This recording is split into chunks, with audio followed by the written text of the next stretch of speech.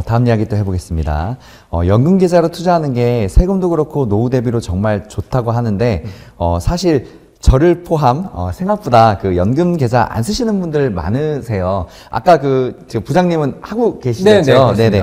연금 투자 많이들 해야 하는데 사람들이 왜 많이 안 할까요? 또 어떻게 생각하세요? 일단 기본적으로 이제 직장인분들 같은 경우에는 의무적으로 퇴직연금을 가입을 하셔야 되기 때문에 그 퇴직연금을 물론 이제 뭐 ETF로 사시는 경우도 있지만 그냥 원금 보장형으로 DB형으로 운영하시는 분들도 많으세요. 그만큼 이제 직장인분들은 의무적이지만 선택사항이고 이제 자영업자분들은 사실 많이 안 하시긴 하는 것 같아요. 그래서 저는 잘 접근을 모르니까 많이 안 하시는 것 같은데 기본적으로 이제 퇴직연금 계좌, 그러니까 연금 계좌라는 것 자체는 굉장히 장기 주머니에 속하는 주머니잖아요. 근데 얘는 그런 장점이 있어요. 일단은 첫 번째는 과세 이연. 그러니까 저희가 ETF를 사고 팔면요, 물론 국내 주식형은 이제 비과세지만 해외형 같은 경우에는 바로바로 15.4%의 배당소득세가 부과가 되는데 이제 연금으로 투자를 하시게 되면은 연금을 수령하실 때까지 그 소득세 자체가 이제 이연이 되는 효과가 나타나고 그리고 연금 소득세는 기본적으로 배당 소득세보다 조금 낮습니다. 그렇기 때문에 이런 장기성 투자에 굉장히 적합하다라고 생각이 되어지고 한 가지 더 하자면 저희 같은 경우에는 이제 세액공제가 굉장히 중요하거든요. 왜냐하면 세금을 내고 좀 돌려받아야 이제 2월에 이제 연말정산할 때 기분이 좀 좋기 때문에 그래서 이 연금계좌 같은 경우에는 세액공제 기능이 추가가 되어 있거든요. 그렇기 때문에 이 세액공제 측면 그리고 이제 과세 이연 측면에서 굉장히 좋은 장기 주머니다라고 생각이 되어지고 여러 개 되시면 좀 해보시면 좋을 것 같아요. 네. 저도 해봐야 되는데 제가 다른 게 아니라 아까도 말씀드렸는데 제가 보는 친구들이 좀 위험한 친구들이니까 네. 이게 없더라고요. 주식 처음 했을 때 이거 이땠는데 뭐 아버지가 이 종목 이땠는데 암만 찾아도 없어요. 근데 알고 보니까 이제 나중에 주식 이제 계좌 우리 처음 오픈하면 IRP 있고 뭐 있고 네네네. 일반 계좌 있고 종합 계좌 여러 개 있잖아요. 제가 이제 IRP인가 그 퇴직연금 계좌에서 그 친구들을 봤던 거죠. 근데 다른 계좌에서 하니까 나오더라고. 네. 근데 그 당시에는 그게 뭔지 몰랐어요. 이제 지금은 아는데 네. 그런 이유들 때문에 안 하고 있거든요. 근데 이게 그 세금 혜택 때문에 특히 저희는 미국 주식 위주로 이야기를 하다 보니까 세금 혜택 때문에 장기 투자하실 분들은 연금 계좌 정말 필수가 많습니다. 네, 맞습니다. 저도 많이 고민해 보도록 하겠습니다. 네네. 네, 다음 이야기 해볼게요. 레버리지와 인버스 투자 생각보다 한국에서 정말 많은 사람들 하고 있다고 하더라고요.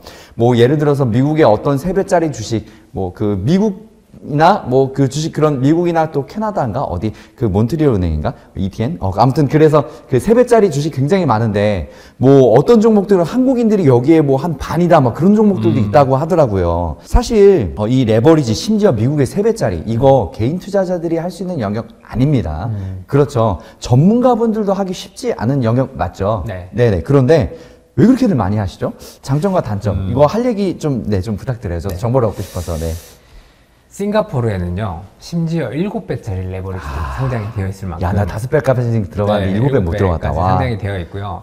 사실 그만큼 굉장히 고위험 상품입니다. 고위험 상품인데, 이걸 왜 이렇게 하시나에 대한 생각을 해보니까, 결국에는, 빠른 실현, 그러니까 이익 실현에 대한 욕구 때문인 것 같아요. 레버리지 같은 경우에 예를 들어서 내가 목표치가 10%다라고 하면은, 일반 주식 같은 경우에는 ETF가 5% 올랐을 구간에 이 레버리지는 10%가 오를 수 있기 때문에 조금 더 빨리 탈출을 할 수 있지 않을까라는 그런 욕구 차원에서 이제 투자를 좀 많이 하시는 것 같은데 사실 뭐 무조건 나쁩니다. 하지 마세요. 라는 얘기는 안 맞는 것 같아요.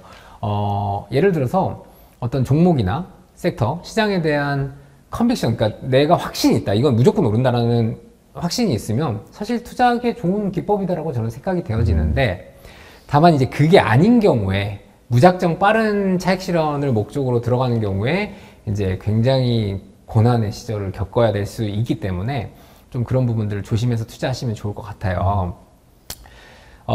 말씀드린 대로 장점은 이제 빠른 차익 실현에 이런 가능성이 있는데 굉장히 큰 단점을 가지고 있어요. 뭐냐면 예를 들어서 2배의 레버리지를 가지고 말을 해볼게요. 제가 어떤 상품을 10,000원일 때 샀어요. 레버리지 상품을. 그런데 얘가 정말 운이 나쁘게도 50%가 빠졌어요. 그러니까 25%가 빠지면 50%의 레버리지가 가격이 빠지는 거잖아요. 그래서 5,000원이 됐어요. 자, 그러면 주가 지수는 25%가 빠졌고 나의 ETF는 5,000원이 됐겠죠. 예. 자, 지금 버텼는데 자, 25% 올랐던 이 ETF의 가격이 그러니까 주가 지수가 다시 25% 올랐어요. 자, 그러면은 그러면 내 ETF가 원금이 회복이 된 거 아니야? 라고 생각하시겠지만 안 됐습니다. 아니죠. 예. 네네. 왜냐하면 5,000원에 25% 레버라니까 50% 올랐을 거잖아요. 그럼 5,000원에 50%는 2,500원이거든요. 결국 내 ETF는 7,500원이 되어 있고 10,000원에서 25% 하락한 7,500원이 되어 있거든요. 그렇기 때문에 이 레버리지 ETF가 갖는 특유의 이제 특성이잖아요, 얘는. 그래서 계산을 해보시면 알 수 있잖아요. 그렇기 때문에 이 치명적인 단점이 있기 때문에 장기 투자에는 굉장히 비적합한 상품이다. 예, 요렇게 설명을 드릴 수 있을 것 같아요. 아, 지금 깔끔하게 비유해 주셨습니다. 맞습니다. 10,000원에서 5,000원으로 갔으면 반토막인데 네. 5,000원에 다시 원금이 회복하려면 말 그대로 2배 이상, 100%가 네, 올라야 한단 맞습니다. 말이죠. 네. 하락폭이 상승폭보다, 그러니까 하락했을 때 이것을 다시 회복하려면 더 많은 상승 모멘텀이 있어야 된다는 말씀이시죠. 네, 맞습니다. 레버리지 투자가 이래서 어렵다고 하더라고요. 네. 다들 그래서 이런 것들은 정말 신중해야 되고 중요한 것, 레버리지 뭐 할 수는 있는데, 원금이 회복될 때 정말 오래 걸릴 수 있기 때문에 아주 일부만, 상승 모멘텀이 완전히 있을 때 일부만 하라고 저희 아버지도 항상 이렇게 말씀을 하시더라고요. 네. 다음 이야기 해보겠습니다. 22년 하락장 때 주가가 하도 많이 떨어지니까 그때 배당 투자, 뭐 월배당, 그때 엄청나게 한국에서도 나오기 맞습니다. 시작했어요. 네. 맞죠? 배당주 의견도 사람마다 극과 극이에요. 예를 들어서 저희 아버지 같은 경우는 배당주 정말 쳐다도 안 보십니다. 왜냐면 그 배당은 제 살 깎아 먹기다라고 이야기하시는 분들도 있는 반면에 또 다른 분들은 아니다. 배당주 반 이상은 분명히 투자하세요. 라고 이야기하시는 분도 있습니다. 같은 주식인데 진짜 다른 것들보다 배당주가요. 극과 극이에요. 이야기하시는 게. 물론 두 분의 말 다 맞는 말이라고 생각해요. 사람의 성향이니까. 개인적으로 팀장님은 이 배당주에 대해서 어떻게 생각하세요? 의견 부탁드립니다. 사실 배당주라는 것 자체가 이제 배당주 ETF를 가지고 사례를 말씀을 드려보면 원금을 깨서 주는 경우는 많지 않아요. 대부분 배당이라는 것 자체가 이 개별 자산들, 그러니까 주식이 가지고 있는 배당을 받아가지고 그 현금을 가지고 이제 분배의 형태로 배당을 드리는 형태거든요. 그러다 보니까 원금을 깨서주는 경우는 많지 않고 대부분 거기서 나오는 현금 흐름을 가지고 이제 지급하는 형태이다 보니까 아무래도 좀 오해들이 좀 있으신 것 같아요. 그런데 배당주가 갖고 있는 가장 큰 시장에서의 고유의 특성은 뭐냐면 변동성이 좀 낮아요. 네, 그러다 보니까 말씀하신 바와 같이 2022년 같은 하락장에서는 변동성이 좀 낮은 주식들을 매매를 하고 싶으신 거잖아요. 왜냐하면 가격 자체가 덜 빠질 테니까. 그래서 이제 그런 장에서는 굉장히 선호되고 있는 투자 기법의 하나다라고 보시면 될 것 같아요. 네. 그 사실 부동산을 투자할 때도 그렇잖아요.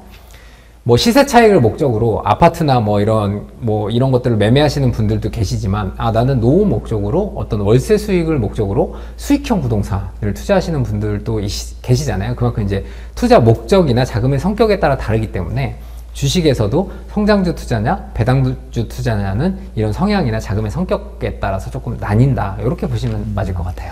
네. 방금 부동산 비유 이야기하셨는데, 와, 진짜 찰떡궁합으로 비유해 주셨다. 딴 건 몰라도 부동산은 네. 월세를 받는 게 맛입니다. 네. 그죠? 주식도 그 배당은 아까 말씀하신 좋은 얘기 해주셨는데, 배당은 덤이라고. 네네. 내 주가가 올라가는 게 중심으로 보는데, 이왕이면 배당도 있으면 좋고, 그죠? 그렇습니다. 그런 그 측면으로